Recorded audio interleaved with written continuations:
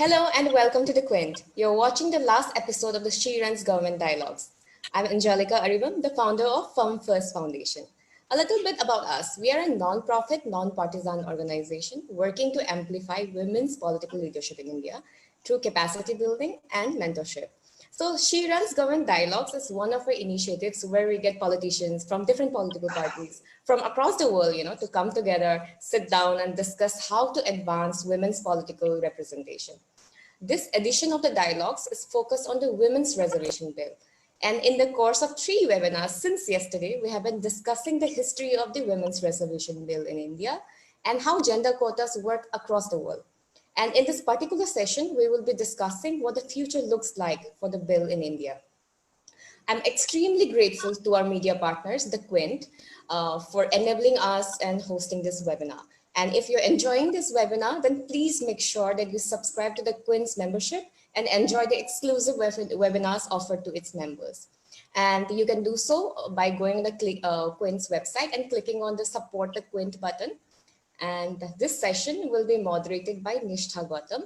She is the opinions editor at the Quint. Before moving to full-time journalism, she taught English literature at the University of Delhi. She's passionate about literature, culture, politics, and foreign affairs. Over to you, Nishtha. Thank you so much for allowing us to be a partner with this wonderful discussion, Angelica. And your foundation has been doing quite a momentous job of actually bringing out issues that have a lot to do with the women in this country, not just women politicians. And it is my honor and pleasure to host such a wonderful panel today. And I can see Shaina on my screen. So I want to extend a very hearty welcome to Shaina NC. Thank you. She does not need an introduction, but I would still like to do my bit as a moderator. She's a face that that launches 1,000 ships, as Homer's Iliad would tell you. I mean, every debate where the ruling BJP party, or before they came into power, when they were in opposition, when they need a firebrand spokesperson to put the party line across, who do they go to? They go to Shaina NC. Thank you. Shaina may not remember this, but Shaina and I used to be panelists on so many panels together on women-related issues when I was still an academic and not a journalist. Okay. No, and Welcome, sometimes Shaina. defending the indefensible too. Right. And the next panelist is Annu Tandon. She is a former member of parliament. And Anuji has been quite active in the field of philanthropy as well. And she comes from Uttar Pradesh, which is, again, talk of the town. When has Uttar Pradesh not been the talk of the town? I think that can be the question. So, Anuji, I extend you a very, very warm welcome. Anuji, can you hear me? Yes, I can hear you. Thank you so much, Nishtha. Right. Thank you. It's a pleasure to have you around. We also have 2 gentlemen, just because we did not want it to be a female version of Manals that we keep complaining all about. So we wanted to make it a little more, inclusive by including men in it. And of course, when it comes to issues related to gender, this fight has to be fought by both men and women. So I have as my third panelist, Sasmit Patra. And I'm sure a lot of the guests who have joined in and who are watching us live on Facebook would like to know if you are related to Dr. Sasmit Patra. So on that note, on that cheeky note, I would like to extend a very warm welcome to Mr. Patra. It's an honor and pleasure to have you on the panel. Thank you, Nishtha. Thank you for inviting us. Thanks to Angelica, to all my fellow panelists. I look forward to engaging meaningfully over the next few minutes and hour. And let me make it very clear that though Sasmit and myself, we are not related, either through family or through blood, but definitely he's from Odisha and I'm from Odisha, so we share the same surname. But he's doing That well for was the a region. joke. Sorry? I said that was a joke to set the mood right. Well, I'll tell you something. I mean, just take a second probably. The thing is that this is a question that I find almost 95% times on the social media for me. So because I'm the lesser known among the both, and of course he's more well known, so obviously that question always is there. Right, right. And now I have my fourth panelist, Chakshu Roy. Chakshu, again, a lot of people have heard about you, but I would like you to introduce the work that your organization does. And when he tells us about that, we would know why Chakshu's point of view in this particular debate is very, very important. Chakshu, go ahead. Thank you for inviting me. Greetings to, my name is Chakshu. I work at PRS. The work of PRS is to open up the functioning of the legislature and keep MPs and MLAs and everyone informed about the bills and legislations that come up before Parliament.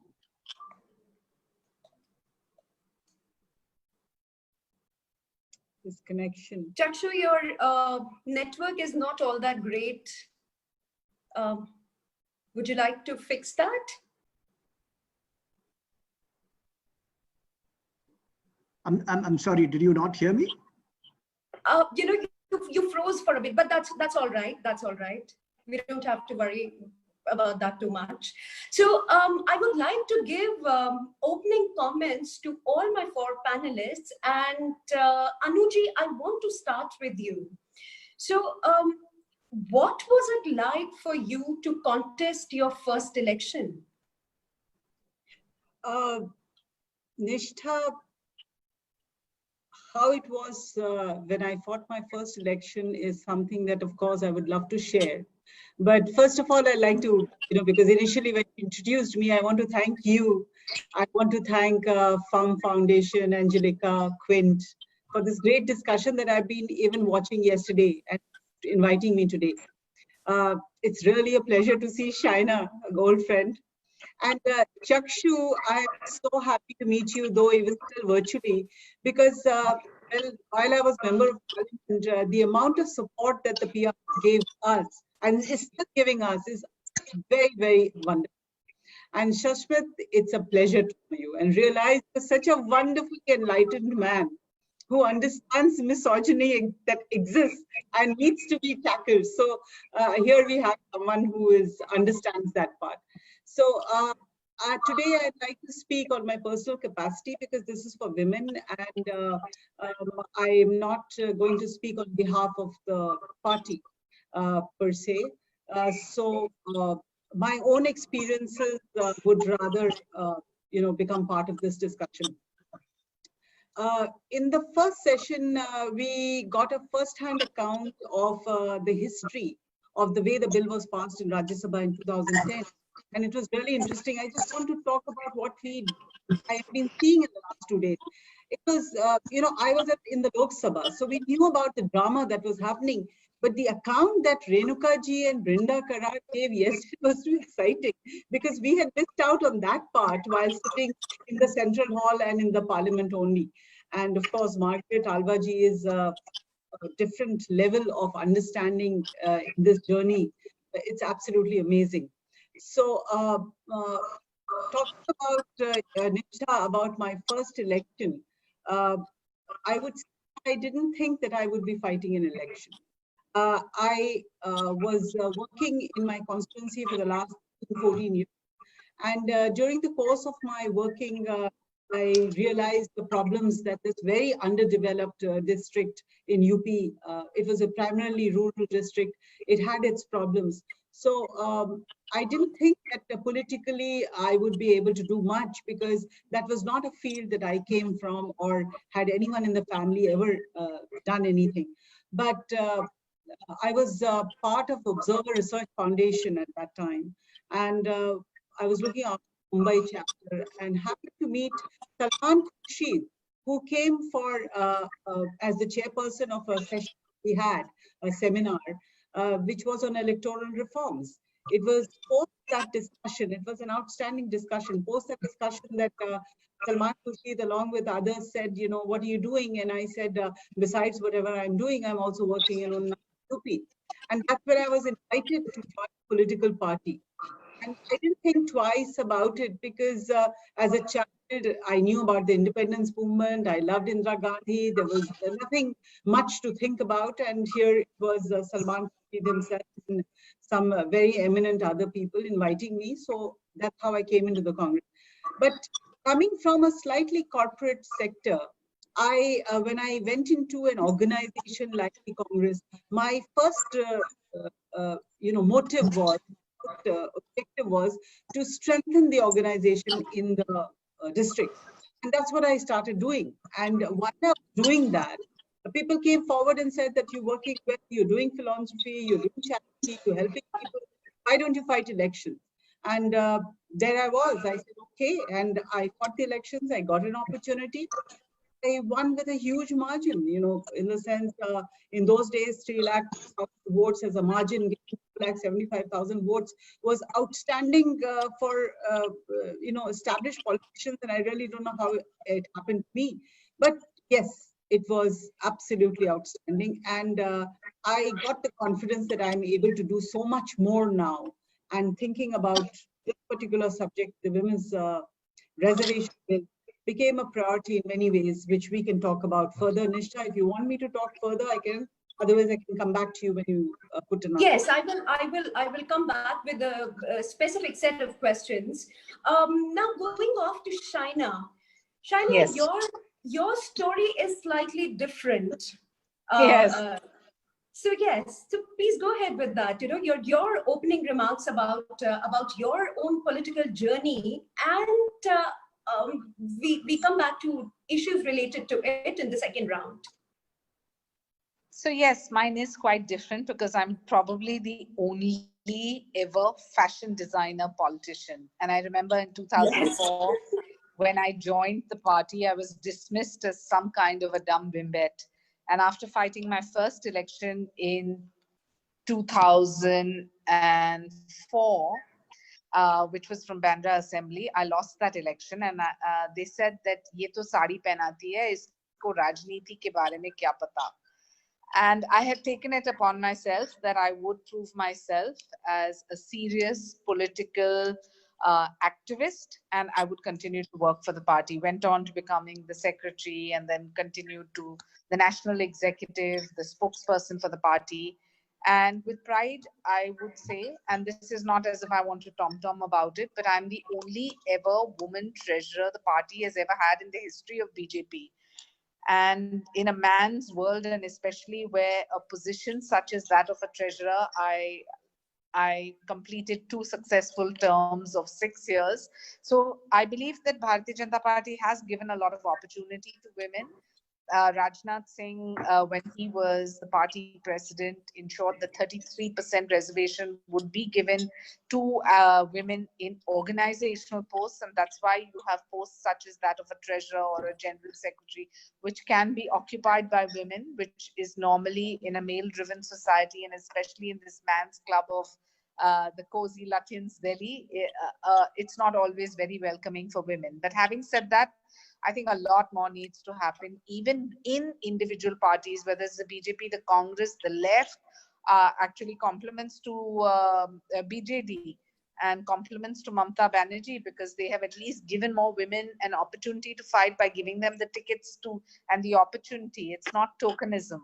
And that tokenism is what we need to collectively and consciously ensure that we're not viewed as, and gender equality is not just a matter of term, but an actuality, for which I believe the Women's Reservation Bill is the only option. Right. Thank you so much, Shaina.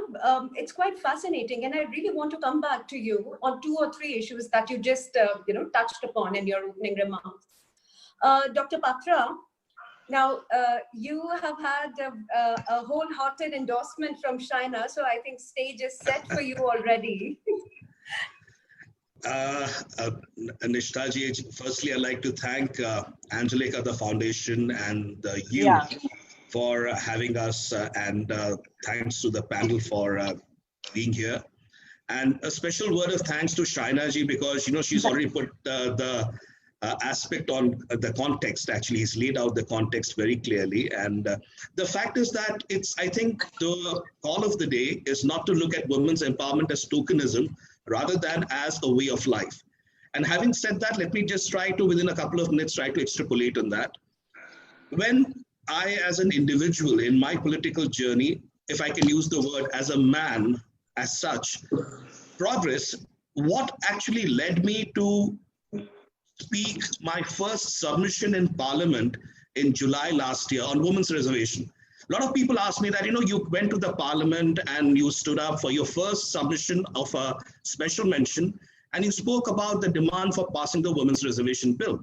And not only that, when the session ended in August 4th, and if August 5th was the day we were passing that 300 Article 370 issue, and that day, on the 0 hour, again, I raised the issue of the women's empowerment and said about that the bill needs to be passed.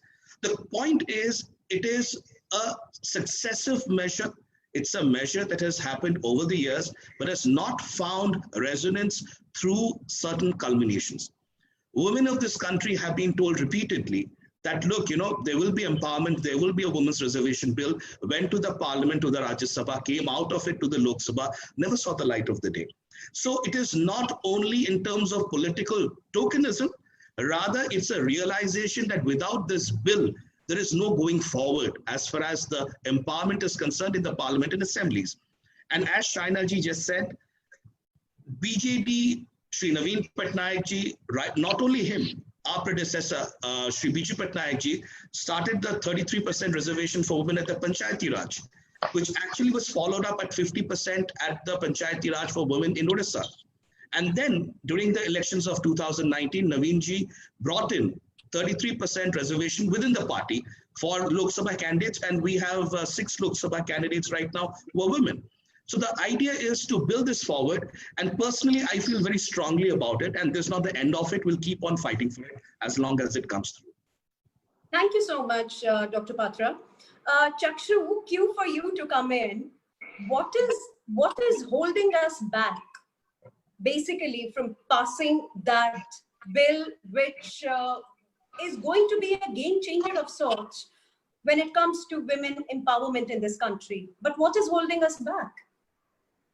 Nishtha, the conversation around reservation for women in legislative bodies, be it Parliament or at the state with Vidhan Sabha level, has been on since 1974.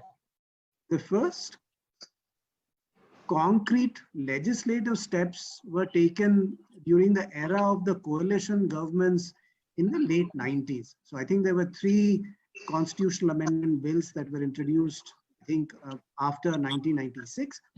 All 3 of those bills lapsed. Then the next time that a bill was introduced was in 2008, 2009. That bill passed, and as Anuji was mentioning, it passed under less than distinctive circumstances from Rajya Sabha, but it could not go through Lok Sabha. Now, from what I've read and what I've observed of the 2009 bill, my understanding is we've not been able to create political consensus and that political resonance around the issue. Very often what has happened is that political parties have agreed to support this issue legislatively in the public domain, but when it comes to, in private conversations or its support in Parliament, that does not really happen. So for example, when the bill was being discussed in Rajya Sabha, there were unruly scenes and members of one political party went across and tried to snatch the papers from the hand of the ministers. Women members had to physically encircle the ministers so as to prevent the snatching of papers. And this is not the first time it happened. Even in its previous avatar, the one before 2009, then also there were unruly scenes in Parliament when the bill was going to be tabled on the floor of the House. So that link between conscious and consensus, seems to be missing when it comes to the issue of women's reservation. Since Dr. Patra is here, I also wanted to, mention and support what Shaina was saying. Actually, the Vidhan Sabha of the Odisha Vidhan Sabha actually passed a resolution, 2 or 3 years ago, suggesting that a women's reservation bill should be passed. In fact, if my memory serves me right, the Vidhan Sabha was convened on a Saturday, and that was the business that was discussed on that Saturday. So yes, in a country where we have seen prime ministers, president, political party leaders, speakers of Lok Sabha, and Violet Alvaji was one of the first deputy chairman of Rajya Sabha was a woman. We have seen a number of constitutional positions occupied by women, but we haven't been able to build consensus on getting a legislation of this sort passed through Parliament.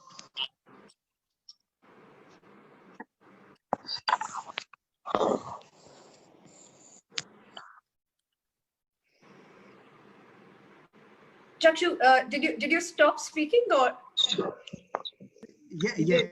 Yeah, right. Okay. This time I did stop speaking. Right. Okay.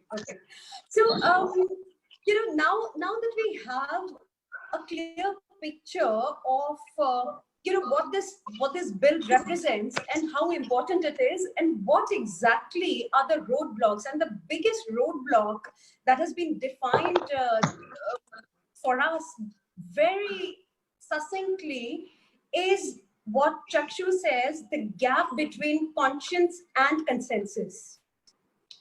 So yes, people may promise you the moon and the stars and whatnot, but when it comes to actually implementing those promises, there are these roadblocks. And I'm sure an all-party consensus, it is a very delightful phrase to use, that yes, all the parties need to work together, and because it benefits the entire country and whatnot, lofty ideals that we talk about. But when it comes to the nuts and bolts of this process of getting consensus, it is quite difficult.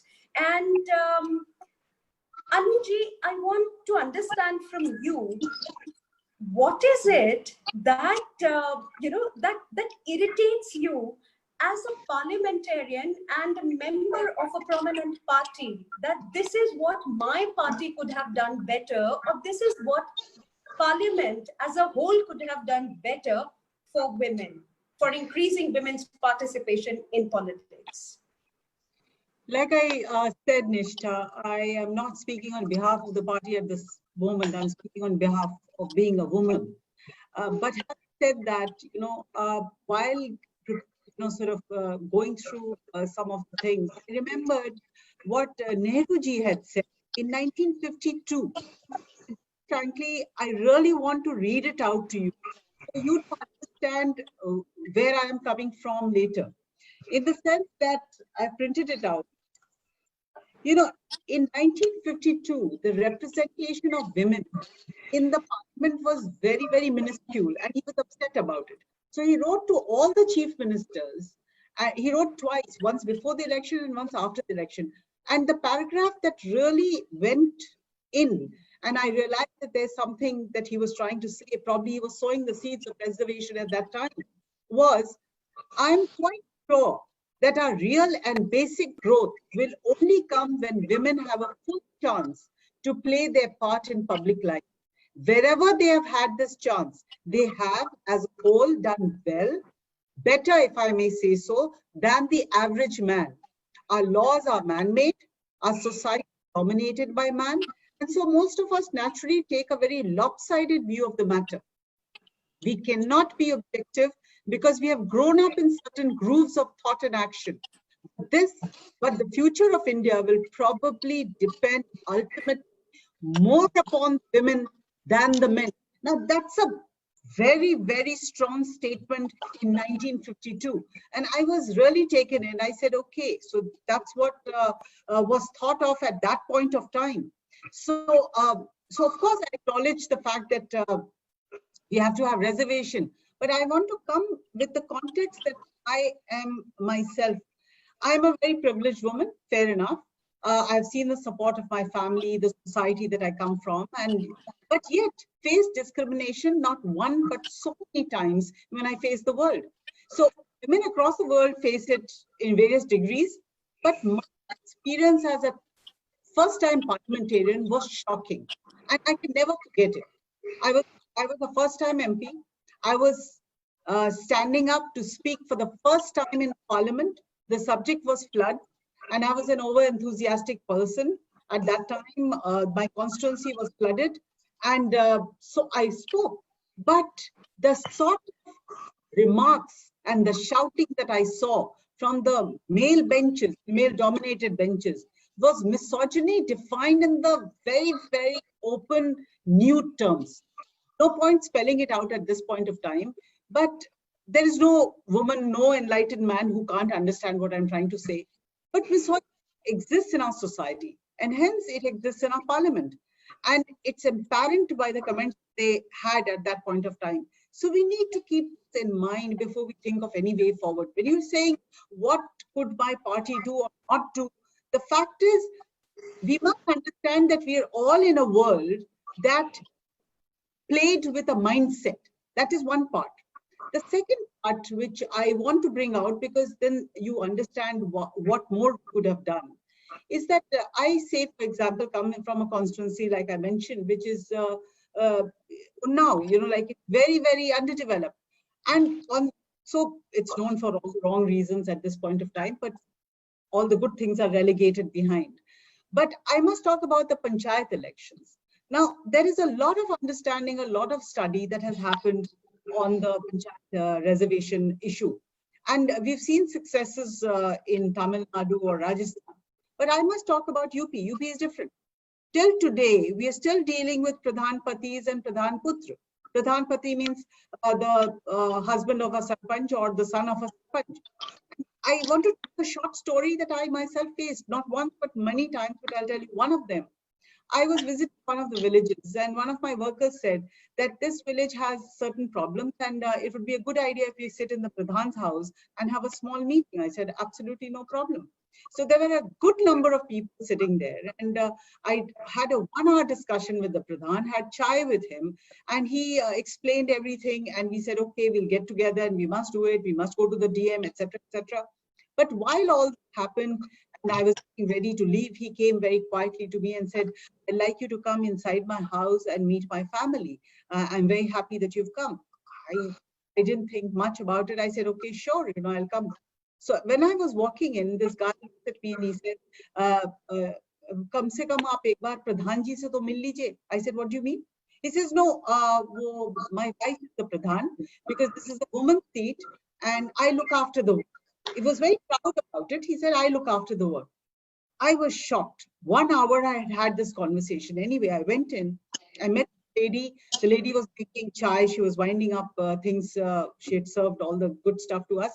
So I managed to spend about 10 minutes with her, and I asked her, like, how come you, the Pradhan, why weren't you sitting out? He says, no, very humbly, she said, he knows better, so he looks after all the work, and it's okay because it was a woman's seat, so I had to fight. So look at the mindset of even the woman. So I said, hasn't it made a difference to you now that you were the Pradhan? You should have seen the sparkle in her eyes when she looked at me and she said, now, if he has to do anything, he has no alternative, but he has to come back inside because without this, he can do nothing.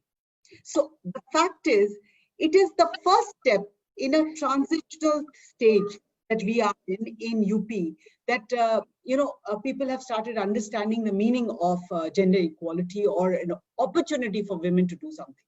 But having said that, I want to say something more, is that that woman, she's already facing gender equality. But being from the backward section of society, you know, there is another problem that she's facing. Intersectional biases must be recognized, is my point of view at this point of time, if we want to think of way forward or why did we fail earlier. The women of the forward caste face gender inequality, no problem. But there's a cushion of them being a little wealthier at times. And that's the sort of situation. But I feel that even they face the gender bias because it, you know, the type of remarks that they get is, oh, she's reached the position because of the money. So any amount of work that she's put in, the cause is the money. So the fact is gender inequality exists in any case. So I feel that the intersectional biases also need to be taken care of. And Nishtha, we need to talk about that before I say, you know, what we could have done better.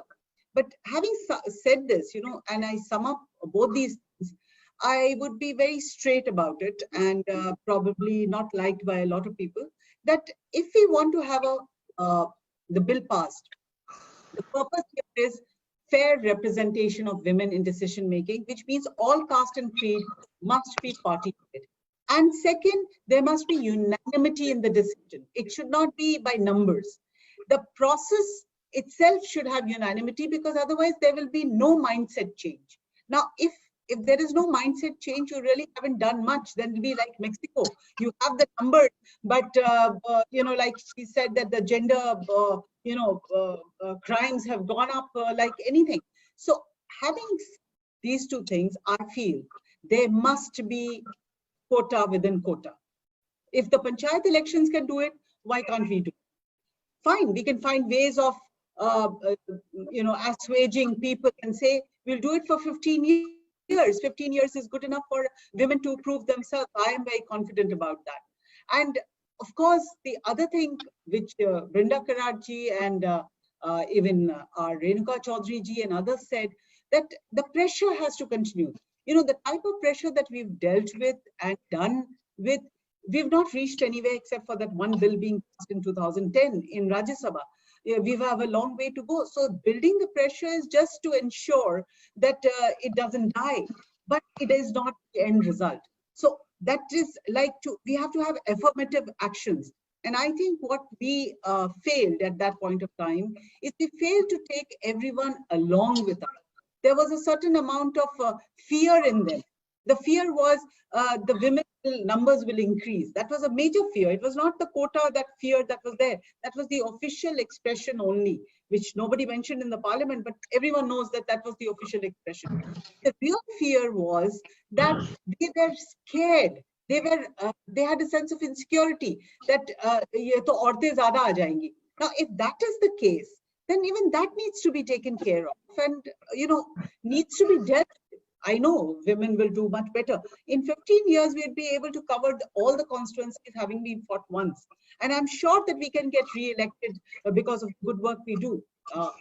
Get re-elected. I don't want to use this forum to be talking about if our democracy is in, or for that matter, the election processes. That's a different discussion. I have seen it, I've faced it, I don't want to talk about it. But if everything is fair, then I think we need to take the bull by the horn. You know, we can't just shy away that this is not right and this is not right.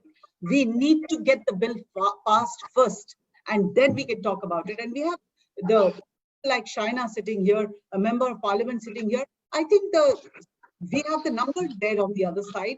This is the best time to pass the bill. I don't think so. That, you know, talking about the past, we didn't have the numbers. We were begging people around. Here, these guys have the numbers. Ask them the questions. Thank you. Nishtha, you gone. Nishtha, you gone. We can't hear you. Oh, okay. Can you hear me now? Yeah. Right. So, Shaina, my question to you, I promised to come back to you with questions based on what you said. And now Anuji has also raised a few very important things that I want your opinion on. The first thing is that, you know, when I remember that moment in the when the discussion around the bill was happening, And this infamous statement was made by a male politician, very entitled male politician, that if the bill is passed, to sari ye baal kati wali auratein hi aa jayengi. Now, this also, yes. Now, that's very, very interesting that you do, it's not as if you do not want women. You do not want a certain kind of women in the parliament. You do not want a certain kind of women in any kind of position of power, because they will call out your bluff, because they know what is right and wrong, because they are, they're enlightened, they are empowered, they know what they are talking about, and I think that's what threatens them. कि औरतें ज्यादा आ जाएंगी तो इस तरह की औरतें अगर ज्यादा आ जाएंगी तो उससे शायद डरने की जरूरत है. So Shaina, your take on that? I'm sure you faced some of that as well. Well, the list is so long, so I'll spare you that. But I'll edit what you're saying. It's not about ye taraf tarah ke aurtein. It's about aurtein per se. This is a male-dominated space. Whether you believe it, accept it or not, there are very few leaders in the entire political spectrum across the board. And Congress is as guilty as BJP is, as is the left, as is multiple other parties who only pay lip service to the cause of women. We may be constituency as 50% of the electorate, but nobody has viewed women as a vote bank. And Nishtha, the sad story and the reality is also that women in public life do not support other women. That is the harsh reality, and that is a very sad commentary. We can all sit and say, oh, you have the numbers, you should do it. Where is the political will where male political class are going to give up their space for women? And forget whether they are OBC, scheduled caste, scheduled tribe, that's another story altogether. But where is that leadership? You've had an Indira Gandhi, you've had a Sonia Gandhi. Why couldn't they even talk about giving women in organizational posts, or when it comes to elections, giving more women candidates tickets? So everyone is as guilty. And I'm not going to sit here and defend the Bharatiya Janata Party or any other party, because I believe that the cause of women's reservation is way above that of an ideology. Why do we need this reservation? So that we can prove our mettle. And then we can obviously on our own accord. You know, I remember Satguru once telling me that don't play this, compassion card and saying, oh, mere saath anyay hua hai. It's such a, there's so much injustice and where is my cause taken? He said that play the competency card, and that competency card we can only play if women across the board are united. If we are united together to voice it and say, you jolly well give us tickets in our own individual parties. But none of us have had the guts to do so. And sometimes when we do speak, we're also shut up. A lot of times people say, oh, ye aurat to aage kyunki kisi ki beti hai, ya kisi ki bahu hai, ya kisi ki kuch hai. Why should we be subject to such commentary? Why should we not be given the opportunity to showcase our talent? My limited point is this, that unless you are given the opportunity time and again, you have nurtured constituencies, you have worked, and you come to know that somebody else gets the ticket or somebody else is a compulsion, and a woman is never viewed as a threat or a priority or a vote bank. So I think the larger point here is that we have to, if we are empowered in our individual parties, to take on the cause in our party first. Women's reservation can come when it comes, and it will. It has to eventually. Times are changing, India is changing, and people have realized. But having said that, if we don't agitate in our individual parties and say that, when there are elections, we don't want 2 and 3 and 4 and 7% representation. We want to be given that opportunity to showcase, and this constant argument कि वो नहीं जीत पाएगी, उनके पास पैसा नहीं है, उनके पास ये नहीं है, उनके पास जात नहीं है, उनके पास वो नहीं है. I think the time has changed and we have long passed that. Everyone can try and position and posture as if they are for women's reservation, but I'm very hopeful that our Prime Minister will walk the talk, and I hope that within this term of his, he will ensure that women's reservation bill is a reality. Right, Shaina, I just want to have another question directed at you. Since you are very upfront about how every party needs to be taken to task and internally, right? So women members of the party needs to ask the questions: why are you not doing what needs to be done to increase women's participation? So when Prime Minister Modi had talked about women's empowerment, and he happens to be one of those rare prime ministers here who has at least insisted upon giving slogans, right? Beti bachao, beti padhao. We are not getting into the implementation aspect of that. That's another story altogether, but at least he has made the right kind of sounds. Would you like to tell us whether you felt, women members of the party, you felt slightly disappointed when an optimum number of women were not allotted tickets in 2019? So first, let me please be very, very frank with you. Bharatiya Janata Party and the BJP has particularly given us the opportunity, and I would never have been the treasurer of my party. I would have never been a spokesperson. I would have never reached the national executive if it wasn't for this organizational 33% reservation. So that, I think, we're already one up. As I said, I have openly complimented a Mamta Banerjee or Naveen Patnaik because they gave more women tickets than as opposed to other parties. So I have voiced my opinion on multiple forums. Having said that, obviously, when you are a part of a large organization and an ideology, you cannot be in rebellion mode. You have to also understand that there is a thought process, and there is, you have to break or make this change in a silent and a step-by-step way. But adding to what Anuji said, I think if Anuji and all of us, that is people from the women from BJP, women from Congress, women from other parties, all unitedly take on women's reservation as a priority issue, where male leaders are made to believe that this is a vote bank too. And we can also boycott if you do not give us what is legitimately due to us. I think that is the larger point, and that we can only do with unity. And that's why I said sometimes it saddens me when we see tall leaders who are not as supportive of the younger lot. As they say, So in politics. There is an age divide.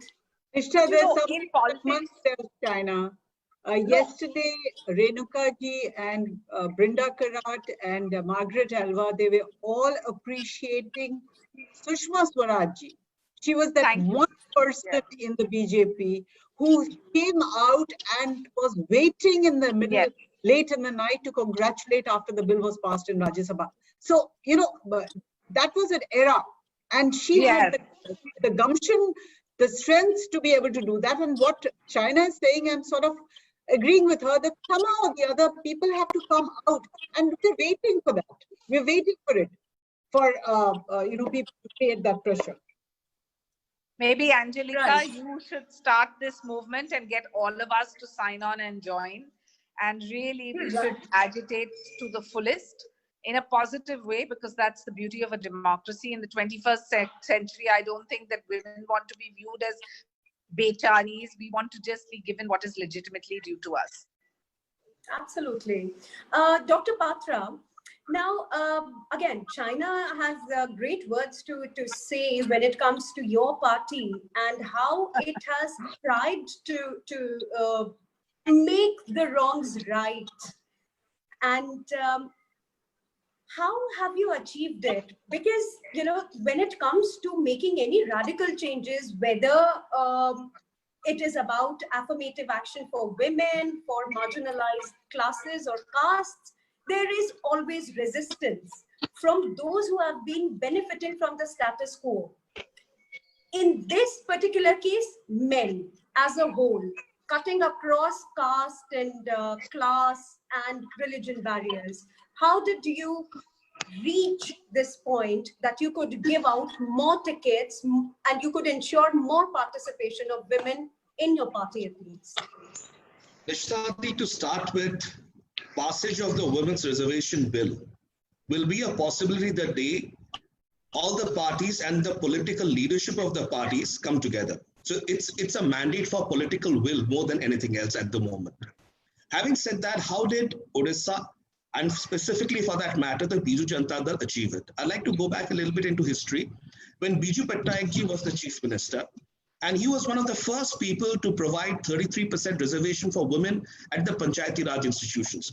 That was almost before the 73rd and the 74th amendment came in, which provided reservation for women in the Panchayati Raj mechanism.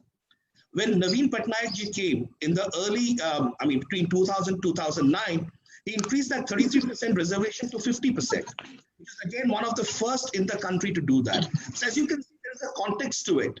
And therefore, the political will and the political leadership over a period of time has been progressing towards addressing the issue of women's empowerment, and not only looking at it as a prism for an election or for a specific purpose, but rather as a continuous dialogue and an interaction that will lead to women's development on a whole. Having said that, if you were to come, before we talk about political empowerment, I'd like to take some time to talk about the social empowerment. Because if we talk, like Annu ji said and Shaina ji said, that, it's not only about political empowerment per se. We could probably have a pradhan, a sarpanch who is a lady, but her husband or the son or the brother is actually the de facto sarpanch, so to say.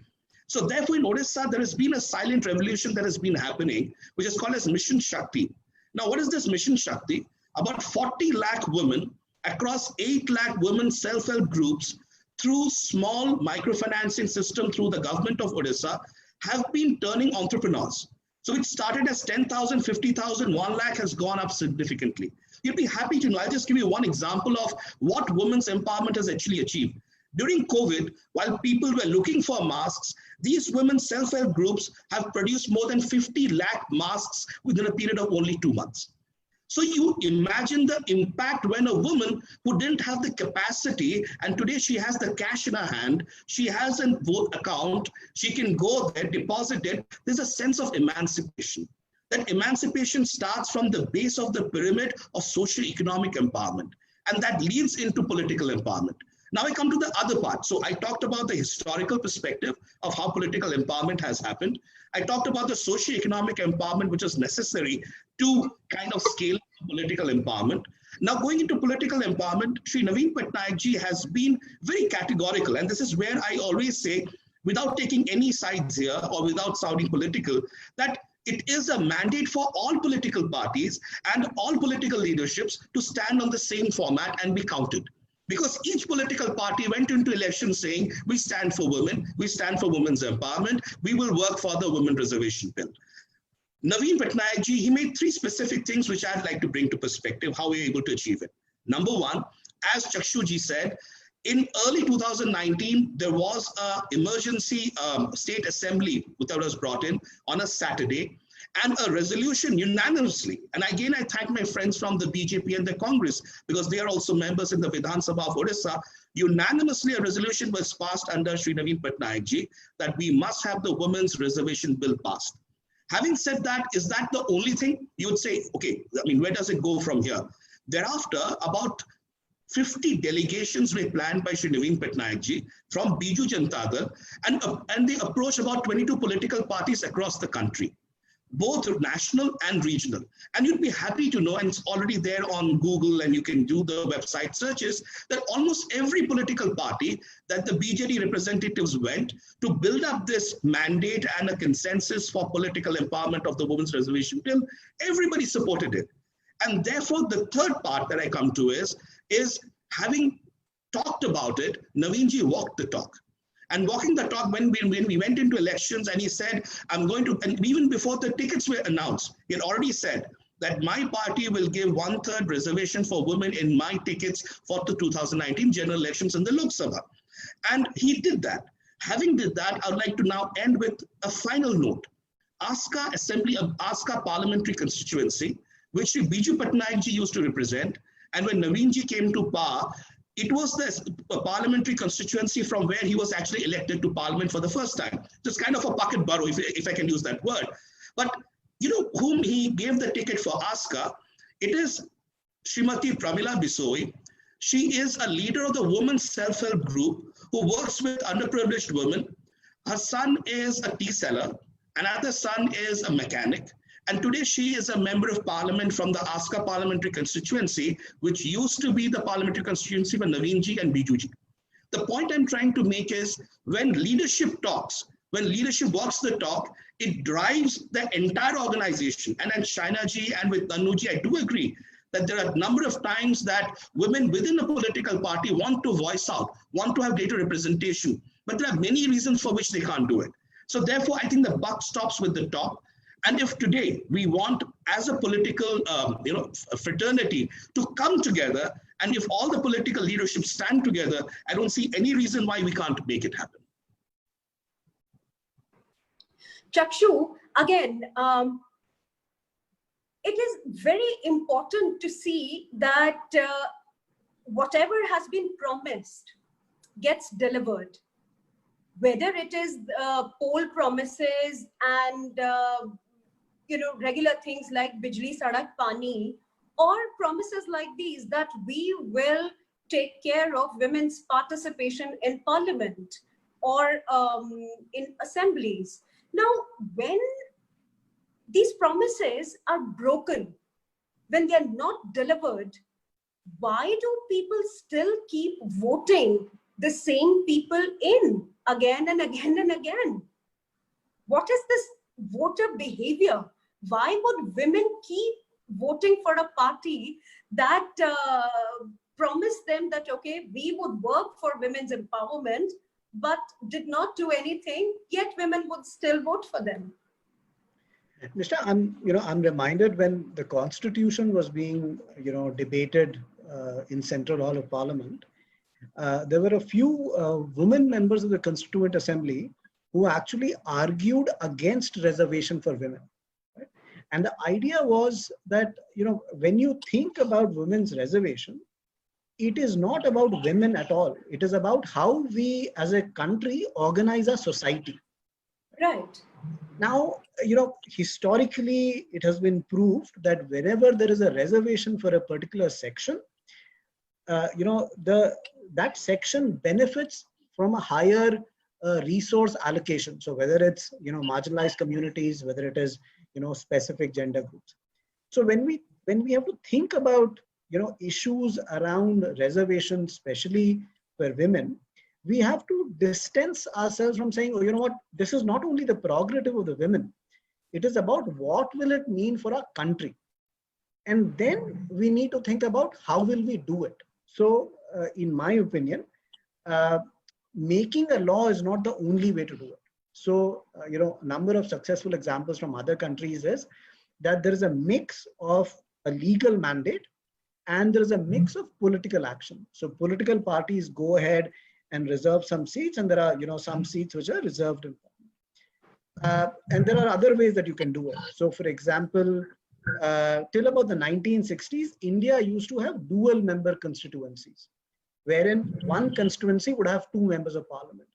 And one idea that has been debated in parliament is, can we have some constituencies where there is a male representative and definitely a female representative? Right.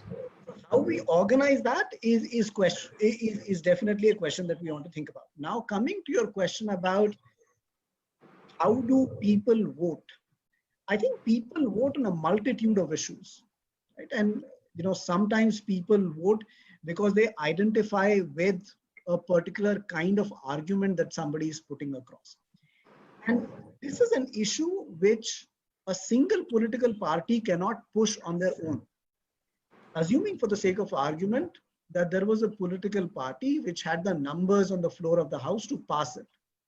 But do you really want a bill passed in parliament where there are some members of parliament who are vehemently opposed to it, to the extent that they will go ahead and physically intervene in that bill getting passed? That I don't think sends the right signal for a democracy. So, when we talk about the Women's Reservation Bill, I think the conversation should begin from the fact as to how will society benefit, right? It's not, the end result is, yes, you'll have reservation, but the conversation should be, let's do this because this is what it will mean for the benefit of India as a society. Right. Now, I believe Shaina ji wishes to leave a little early since she has committed her time for another debate. My parting question, Shaina, for you is, when it comes to women and their political ambitions and aspirations, they're seen as something dirty, right? Oh, she's too ambitious. And let me go for a very specific example. And she happens to also be a good friend, Priyanka Chaturvedi. When she complained to the Congress leadership that she was misbehaved with and some party workers did not give her the due respect, she felt really rightly and really outraged, and she had complained and she made no bones about it, and she said that this is unacceptable, and I would, if you do not want to take action against these men, then I'm done. And soon after she resigned. Right. Everybody, including some of the party members there, said, oh, because her career in the Congress party was going nowhere, which is why she thought she threw this tantrum and quit the party. Now, even if that be the case, is being ambitious because your career is not going anywhere, is that a bad thing really? Two sides of the question here. The first point is, what is wrong in being ambitious? It's how you're ambitious. And every time a man in the same space makes a decision or takes a decision based on his future career, nobody views it with a question mark. So why do women have to answer this question? And why is it that people keep saying that in politics they don't like aggressive women? If we are not given what is legitimately due to us, obviously we have to also be at it.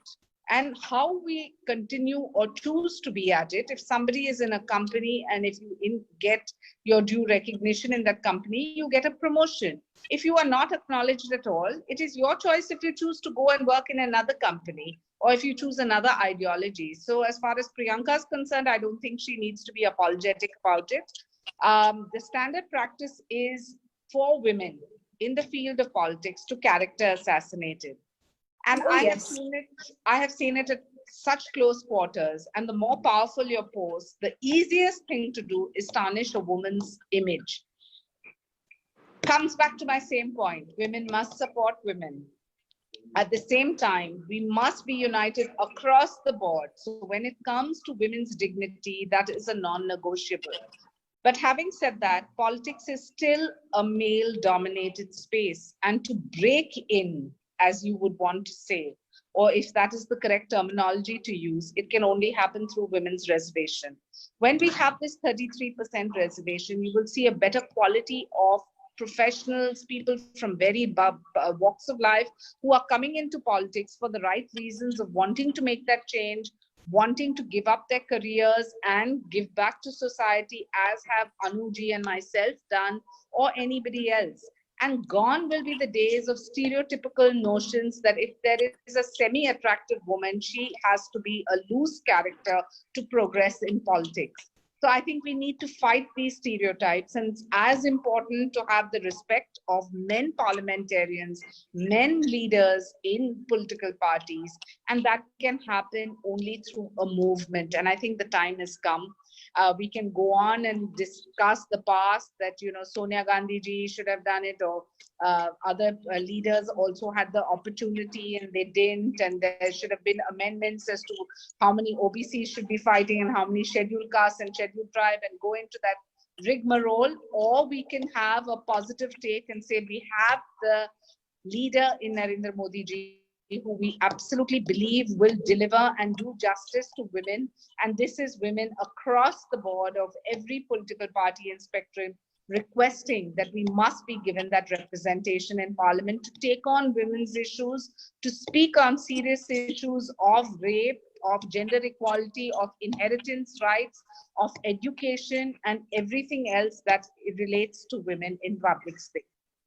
Right, Shaina, one follow-up question before you scoot off, about, nepotism.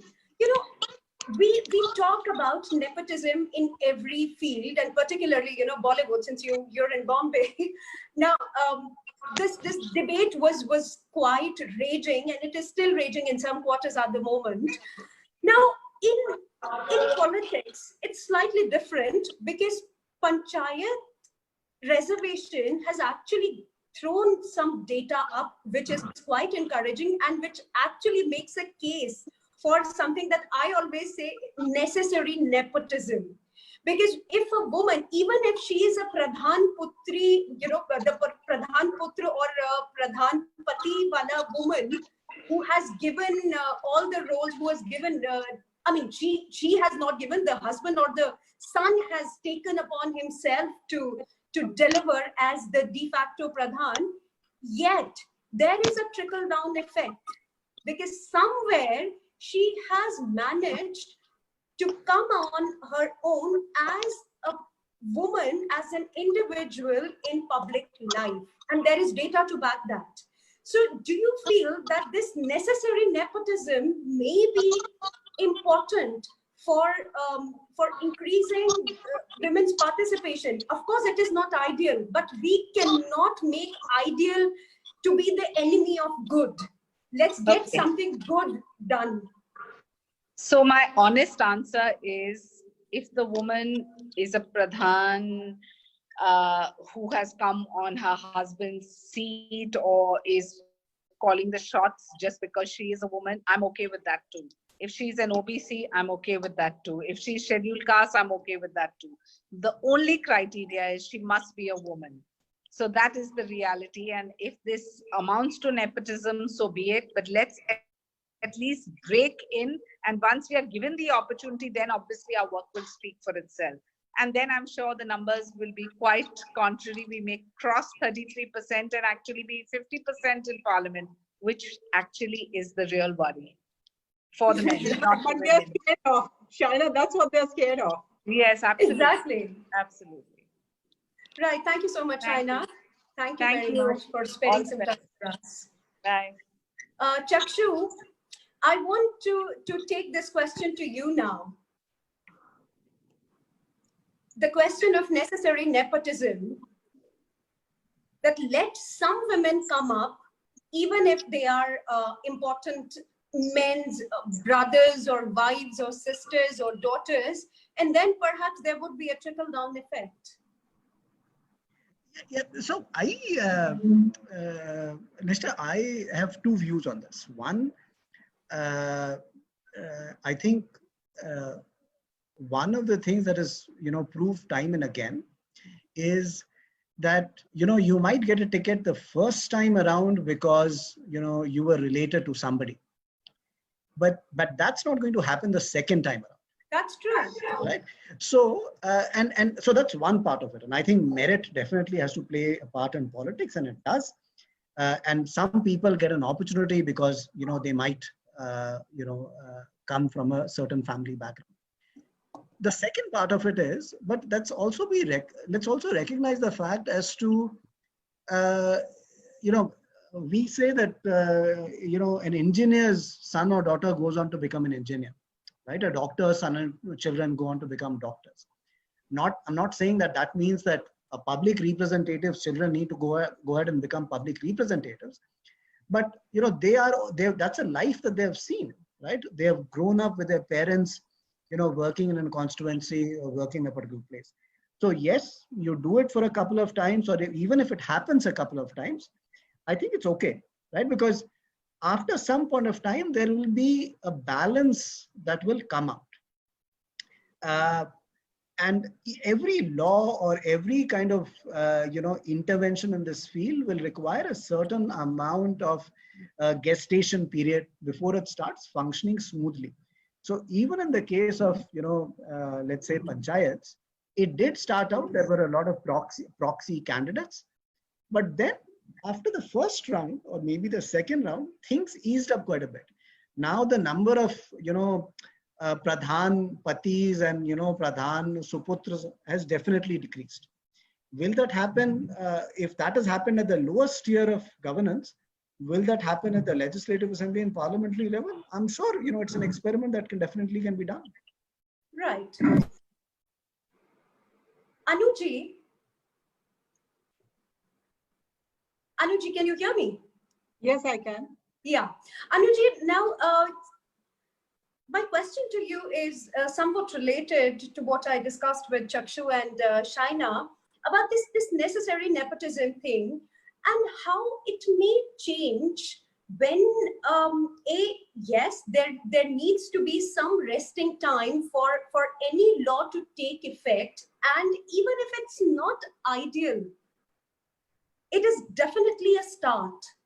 And particularly, and why I came to you and not Dr. Patra is because, you come from Uttar Pradesh, you come from Unnao, and there women coming out even on the streets is a problem in certain families, in certain communities.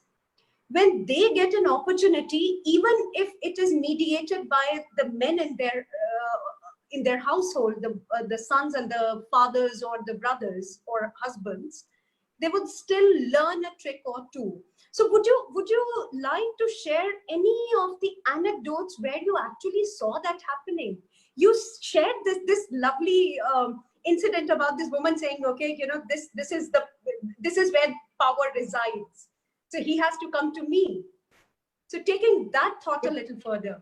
Yeah, Nishtha, the fact is that I think this necessary nepotism is harmless, in the sense that you have no alternative. You have to encourage women to come out, and you cannot expect that on the first go, the women will jump up and say, it's a woman's seat, so I want to fight. The women, in this type of society that we've seen all these years, I think a certain amount of male support is required. You might as well accept it. And if the family members are obliging and are supporting the woman, then why not? Because that one step is, like I said, a transitional first step. So the first time, probably she will have a husband or a son looking after her work. But I have also seen that many a times the district magistrate, when he calls for a meeting of the pradhans, is very insistent that I don't want proxies, I want the real pradhans coming. Now, maybe one or two times it will happen that the proxy goes, but once the woman starts going in one term a couple of times, definitely she becomes much stronger the next time. So I think it's just a step at a time.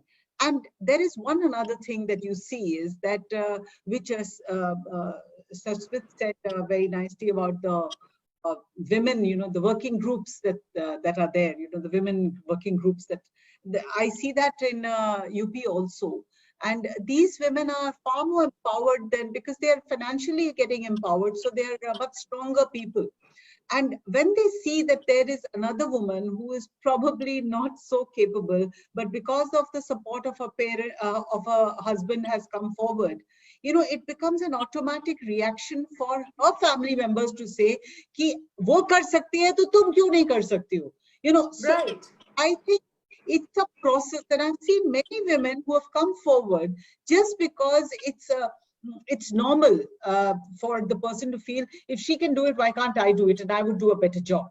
So I think it's a process, and we should just accept anything. Like what I said was that just accept what these guys are saying. Give the reservation if it is required. Close it only for 15 years, I don't mind. I'm telling you, one opportunity, and the women will come and prove themselves. They will come and stand. I did not fight in a reserved seat. Fine, I came from a background, I was smirked at or whatever it is. But there are so many other women who fight, like Jyoti Mani yesterday, you should have heard her.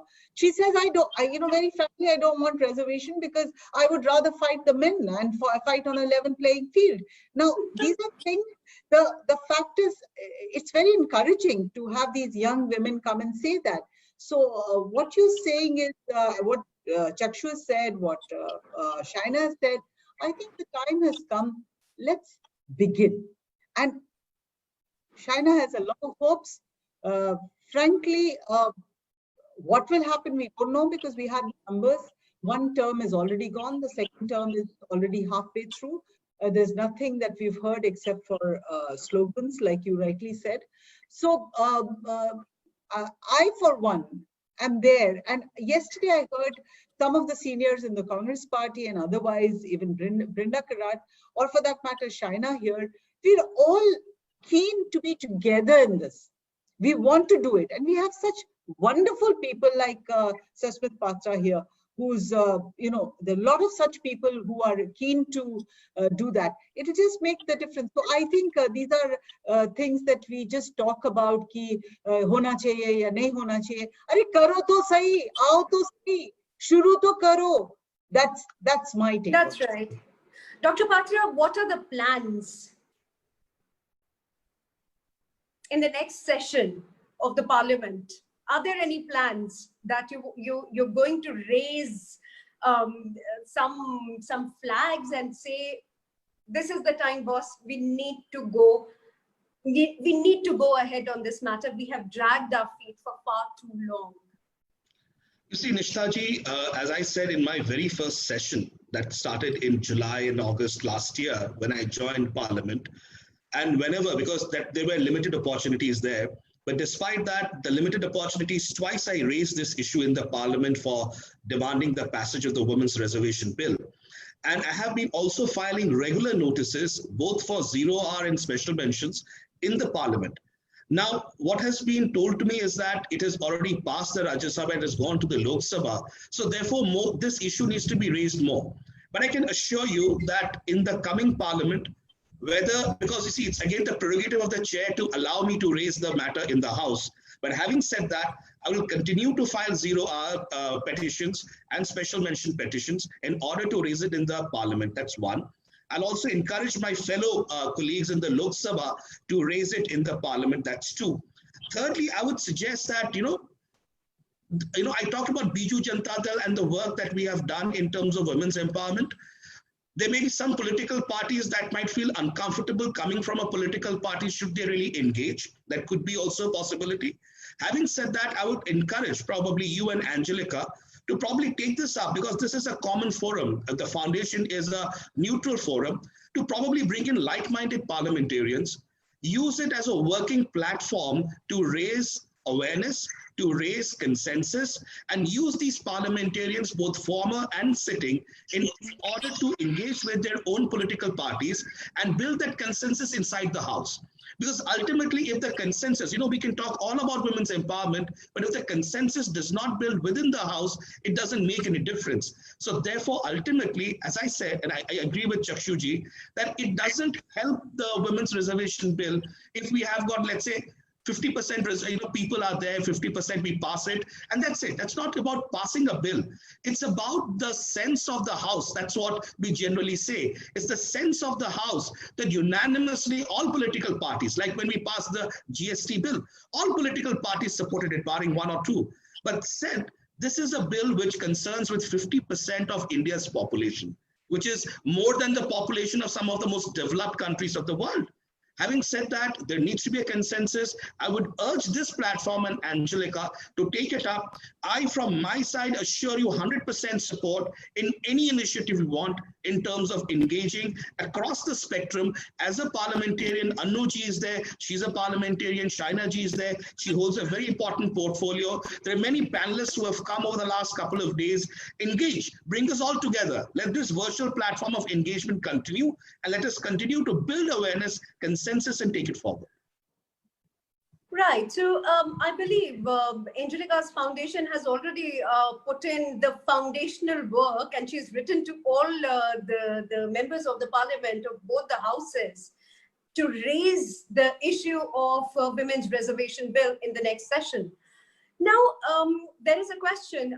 I want to take a few questions from our audience. So one question that is being asked, and two people have raised this question, Dr. Patra, that you guys got a lot of accolades for announcing that you would give 33% tickets. What about the state assembly? Absolutely. You see, right now in Odisha, in this 2019 elections, we have given about 13% seats to women candidates. Yes. And one thing, let us also understand, when you look at 13%, though it may look small, you must understand the kind of candidates who have actually come across are candidates across the spectrum. Now, let's say, for example, in the Lok Sabha, you have a doctor, you have a bureaucrat, and at the same time, you have a self-help group leader.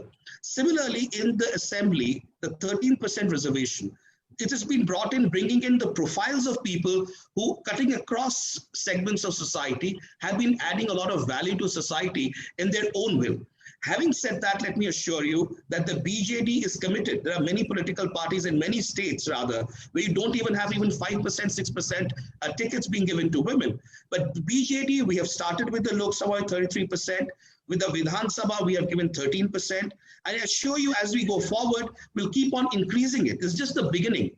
And Shri Naveen Patnaik ji, as I've said, over the last 20 years, is committed to building women's empowerment, not only within the political space, but also in the socio-economic space, and bridging that divide that actually exists. So I can assure all those questions who are coming in that you have seen the good work in 2019, you will see much better work coming up in 2024.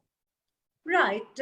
One question for you, Chakshu, and I read it out. How can the problem of disproportionate representation be solved when 1/3 of the seats are demanded to be reserved for women and reservations already exist for SCs and STs? Now that's that's an age-old issue. Ever since that women's reservation bill was tabled, this issue had come up. What about disproportionate representation? What do you have to say to that? No, I think, so if I was reading the old bill, and I could be corrected, that 1/3 of the reservation for the SC/ST seats. So, some portion of that is for women also, right? So it's not as if that the women's quota would be over and above the 1/3. So there will be some SC/ST women who will get, reservation within the existing SC/ST quota that is available. That bill also talked about the fact that there are 2 Anglo-Indian seats, so 1 Anglo-Indian seat will go to a women. I also wanted to, update many of our viewers would be listening in and watching this, is that the bill that was passed by Rajya Sabha is no longer in Parliament. Right? So it is no longer a property of Lok Sabha. It was passed by Rajya Sabha. It went to Lok Sabha. Lok Sabha could not pass it, so that bill has now lapsed. So whatever has to be done is to start afresh.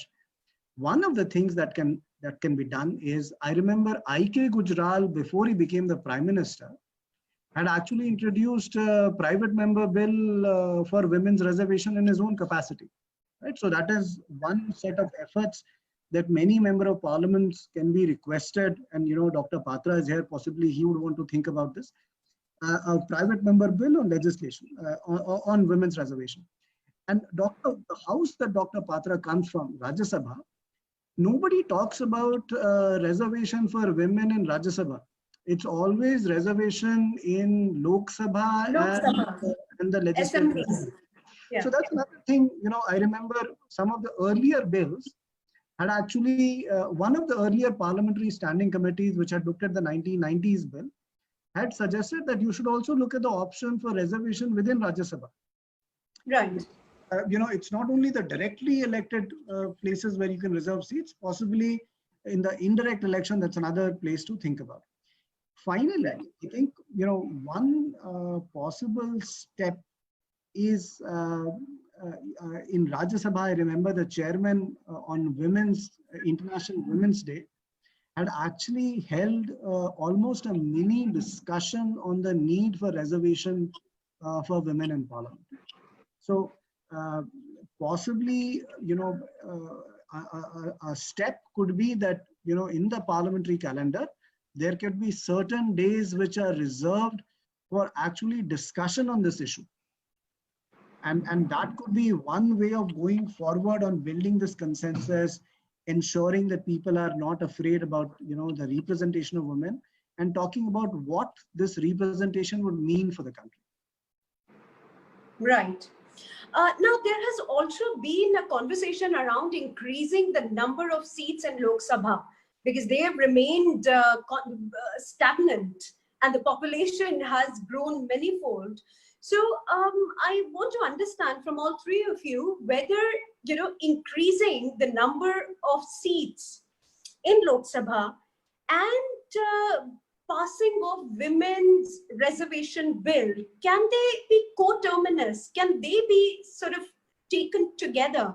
And then perhaps there would be a lesser degree of resistance to it, that, okay, the numbers are going up anyway, so yes, let's get this bill passed for women as well. So you want me to say something? Yes, Anuji, please go ahead. Okay, so I am very much for it, in the sense this is probably one solution that would satisfy those aspirations of men to be in that situation. So you have more opportunities and you can do that. And then you do the reservation of 33%. And that is one reason. And the other reason is also that I feel that some of our constituencies, which includes mine, are extremely huge. It's as far as the distance of travel is concerned, or the voter population is concerned. Like my voter population is more than Luxembourg. So as a country, or Bosnia for that matter. Now those there is a certain amount of those issues are there, because if you really want to deliver and you really want to be able to do something worthwhile, then I think considering that is no harm if it satisfies the other part also.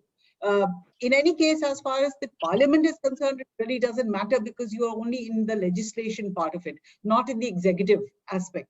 But in the MLA category, that is in the legislative assembly, it does make a difference. But yet I see no reason why we cannot they were talking about dual members of parliament. So instead of having dual members of parliament, you just have two of them in one, or something like that. So then that way you get an opportunity for everyone there. I think I'm completely with it. Right. How about you, Dr. Patra? Nishtha ji, I have a different take on this matter, and it's primarily because delimitation just went, it was done about 2 elections back in 2009. And yes, in delimitation, there was a possibility of actually having smaller constituencies so that, the numbers increase and we could take it up. And probably we can always look at, like Anuji said, that, larger constituencies can always be divided and made smaller. That's one part. But the second part, which I feel is, if we have a dual MP role in one constituency, would that lead to a conflict between two people? I mean, I'm just looking at it from the operational perspective, because, you have, it's among, who's the first among equals there? So then the men folk would probably say, and again, I'm using the word misogyny here and the parochial mindset, that, okay, she's a proxy, I'm the real guy actually, because I'm the member of parliament. That could be. Having said that, that might also open a Pandora's box in the panchayat election, in the panchayat system. Right now in the panchayat system, we do not have this dual space for men and women having equal opportunity in an election. So it might raise also an issue that the 73rd and the 74th Amendment could also be relooked, and we could probably also have a dual role for men and women. More so, let me tell you, it's not about men and women in the panchayat institutions now. It's more about the reservation of seats and the rotation of seats between the reserved seats and the unreserved seats. That's actually creating a lot more, issue. So my suggestion would be, in letter and spirit, though, realistically speaking, a dual role always helps to get it passed so that the men folk, so to say, do not feel threatened that their territory doesn't. But I can assure you, knowing the kind of people that we have, knowing the kind of men mostly we have at the grassroots who are actually leading the so-called political mainframe, they would even feel threatened with a woman as an equal to them, as another member. So my feeling is, let's go ahead with probably not having a dual role. With the existing structure, you could probably increase the number of constituencies. So therefore the reservations as such, when it happens across, because reservations are happening across segments. It is also happening within the SC segment, the ST segment. OBC segment has not been added in. If it does get added in, we will see. But across segments, it's actually doing it. Now the Anglo-Indian reservation is no longer there. It was removed in the last session. Having said that, let us focus on building consensus and creating it. And even if, let's say, for example, tomorrow political parties say, yes, if it's a dual role, we are willing to pass the bill, let's do that. I would still be backing it then. The idea is to pass the bill, let's get it through the door, and probably we can keep on refining it as we go, just like the 73rd and 74th Amendment did. Right. While Sasmit is talking about something that I was saying, this just let's get the bill passed. But this dual thing will be so detrimental, I'm telling you, because with one man and a woman there, it is obvious what the situation of the woman is going to be. It will be as of no good, really, in the end. So it's really not Ma'am, good. in fact, I feel, if you have a lady representative and her husband would then have a conflict with the MP, who's a man. So that would make it more difficult and more bloodier, actually. I mean, if you look at the kind of politics that actually goes down on the ground. Right. Chakshu, your thoughts on it? Increasing the number of seats in Lok Sabha and then getting the bill passed. So I think I was listening to former President Pranab Mukherjee when he was delivering the lecture, in memory of former Prime Minister Atal Bihari Vajpayee, and he had, mooted also the idea that Lok Sabha should have at least 1,000 MPs. Yeah. Now, if you look at the current strength of the Lok Sabha, it is pegged onto the population of the country as per the 1971 census. And that is, supposed to change, I think, in the 2024 election, where it will be brought to the recent census of where the number of seats would increase, because, the census that will be used for calculating the seats of Lok Sabha would possibly be a much nearer census, I think 2011 of that. Now, should the two of them dovetail? Should one happen, first and the other happen the second? I do not have a view. What I do have a view on is, irrespective of what should be the strength of Lok Sabha, should there be a legislative mechanism for certain representation for women in parliament? That's the question that we are asking, irrespective of the strength of the two houses. Now, if I look at the historical, numbers, since 1952 till now, the number of women either in Lok Sabha or Rajya Sabha has never gone beyond 15%. That's right. The debate that we really should be having is, have we really moved the needle on the question about gender equality that is enshrined in the Constitution? Have we moved that needle in the last, 60 odd years since our first parliament started? And how long will we wait for more years to progress to say, this is a conversation that we need to have? We can have the conversation and then decide one way or the other, but at least there should be some seriousness to the fact as to, let's have this conversation, let's have this issue on the burner for every parliament. So that every generation should be able to point out to the previous parliament and say, you had an opportunity, you did not think about it. Right. Now, final comments from all three of you, 1 minute each, say whatever you have to, and what your plan is going to be in your individual capacities. Nishtha ji, can I go first? Yes, certainly. Okay. You see, of course, as far as the sessions are concerned, I'm going to continue filing 0 and special mentions and hope it gets allowed. Yes. And of course, that's given. But I would like to take, like to take Chakshu ji on in terms of the proposal for the private members bill. And Chakshu ji and myself, we have been also deliberating and interacting in Delhi together on various issues of legislation. I'm committing myself to actually developing a private members bill, which will not only look at reservation for Lok Sabha, but look at reservation for Lok Sabha and Rajya Sabha both. And Chakshu ji, if you are on for it, both of us, we can collaborate and let's push this bill as a private members bill in the coming session. Right now, the session is not announced. We have some time, and let's actually pitch this bill together in the parliament. That's my commitment. And thirdly, of course, I will continue to file petitions for half an hour. There's something as HAT, which is half an hour discussion, and short duration discussions. So these are two mechanisms by which we can have short duration discussions on the House. On my capacity, I will of course again file during the upcoming session, provided we have a longer session and we have space considering the COVID scenario. But I'm not looking at one session. Let's look at it as I've got 2 more years to go, and within these 2 years, I will use it. Hopefully we'll have a passage of the bill earlier. But having said that, these are the mechanisms at a personal capacity I'm committing to doing, and we'll of course touch base on it. Right. Thank you. Anuji. I have been listening to Sasmit, and he being a Rajya Sabha member has the opportunity, and I really, really would give my blessings and really wish him the best, because people like him can take this forward more aggressively and more realistically.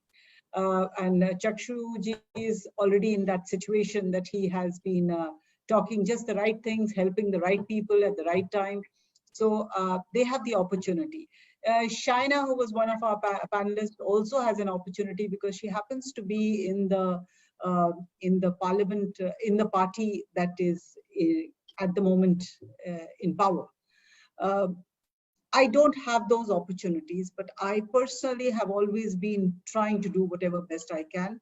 So there are 2 things that come in my mind right away. Is number one, of course, supporting Angelica in the cause and helping Angelica, pushing a situation where I would take what Shaina has said and what Renuka ji and Brinda have said yesterday, Brinda Karat and Margaret Alvaji, that the women have to get together to create those pressures. So connecting with women who are like-minded to create those pressures and finding is one thing that I can do, and I have been doing and will do also. So I think at this point of time, talking about it in the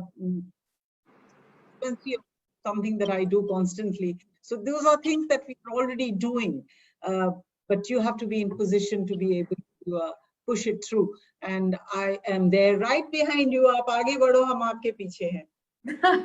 Lovely. And you can always mentor aspiring women politicians from your former constituency, and where women that you work with, you can always groom them for their political role. All the time, which is something I do all the time. No, right. I'll request Annuji to also mentor and counsel me. Being a senior, being my elder, I look forward to your counsel, your guidance in the House, and how to really purposefully push this issue forward. So this is a great idea, the private members bill. All the best. Thank you. Yeah. Lovely. I can already see some linkages happening here and some mentoring happening.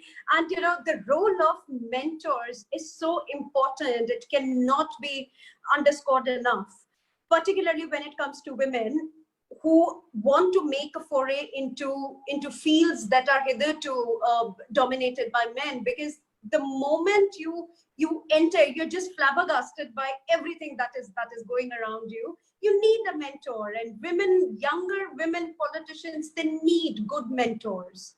Chakshu, what is your plan apart from collaborating on the private members bill that Dr. Patra just told us about? What is it that you plan to do for increased participation of women in politics? I would want to close my comments by first saluting, Anuji, Shaina, you who are in leadership positions in your respective fields. And it's a difficult journey. I cannot imagine the amount of hardships and difficulties that you've gone to be the places that you are. I think what I would want to really urge to everybody who's listening to this show and hearing this is political representation is not a bad thing. It shouldn't be the domain of the few. So if you've thought about politics, think about how you can be in representation politics, right? I mean, it does not always mean getting elected. It means as to engaging with the political process. And engagement with the political process starts by being more aware, talking about issues, thinking about issues, and more importantly, reading about issues. Why is it that the only people that you can think about when it comes to political leaders are a few male leaders? Right from the Constituent Assembly, there were women, parliamentarians who have shaped the course of this country. How do we go ahead as collective, as a group, everybody who's listening in, to actually champion everybody who's been Parliament, who was a woman and what was their contribution to the House. Najma Heptullah was the longest serving, deputy chairman. Yes. Violet Elva, was the first, deputy chair of Rajya Sabha. Right. Can we have those conversations? Can we bring those names out in limelight and say, women have contributed significantly towards parliamentary and legislative debate? And I think that's a job for all of us.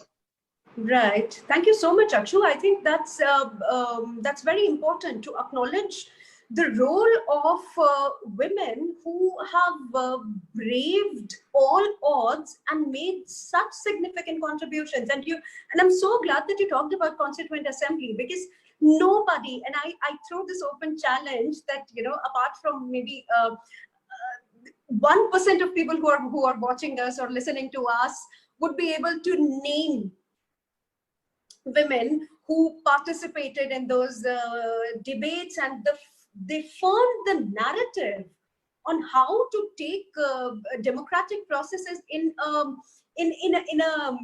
independent India forward. There was a vision, and women were very much at the forefront of shaping that vision. We know nothing about them. It is actually quite tragic. And when men say that, oh, only the Parkati women will come, and they need to be told that it's not true. Women who were participating in political processes even before we got independent, they came from all strata of society. They came from all backgrounds. They came having battled all possible odds, and they made a very significant progress in whatever capacity they could. So I think on that note of saluting our heroes from history, and since we have an outline of sorts from our participants, I would like to thank my panelists on behalf of the entire team of the Quint, and a special thank you to Angelica for her brilliant work through FFF, and I think this is going to be a game-changing organization in times to come because of the kind of issues that it is taking up. And thank you very much for being a part of this journey. Nishtha ji, before we close, can I take this opportunity on behalf of the panel to thank you for such effortless and wonderful, coordination, and really, awesome coordination, because of which we had such a meaningful dialogue. Thank you so much. I take this opportunity also on behalf of the panel, Annu ji, Chakshu ji, and Shaina ji, to thank Angelica and the foundation for having us. And I'm sure this is a dialogue that will go forward. Thank you so much. Right. Thank you. Thank you, Nishtha. Thank you very much. Thank you. Right. Thank you. Outstanding. Thank you, Annu ji. It's, we're learning from those who have come before us. No, you were really, really good. Thank you. Thanks. Okay. Thank you. Thank you, Chakshu. Thank you.